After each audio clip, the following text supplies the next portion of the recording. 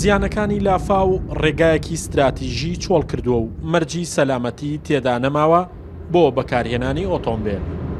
ئەم ڕێگایە کە ئیدارەی گەرمیان و ناوچەکانی باشوور و ناوەڕاستی عێراق دەبەستێت بە پارێزگای سلێمانیەوە.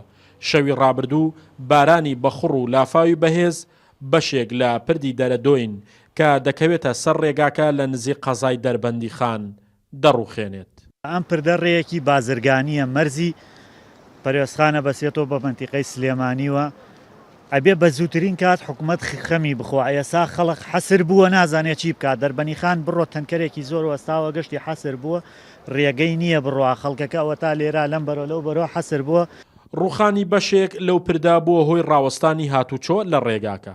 ئیدارەی گەرمیانیش داوای لە شۆفێران و هاوڵاتیان کرد ڕێگای بناری بەمەوە بۆ هاتوچۆکردن بەکاربهێنن.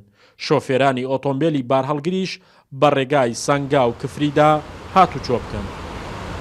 کەس لەم پردەوە هاتوچۆ نەکا لەبەرەوەی لە بنەی لافاوە پردەکە نیە ڕووخاوە و مەترسی زۆری لەسەرە کە سارە بکەوێتە ناو مەترسی مردنی لەسەرە.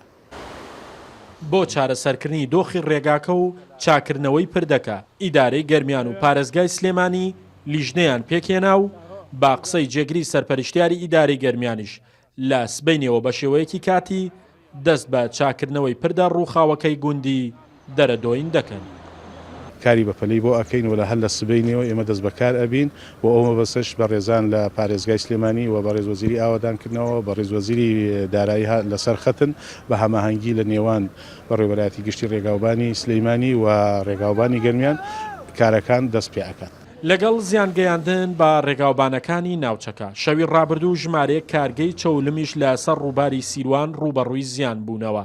جیا لە ڕووخاندنی بەشێک لە کارگەکان هەروەها شۆفڵێک و گەڵابەیەک و ئۆتۆمبیلێکی جۆری نیسانیش ژێر ئاوکەوتن.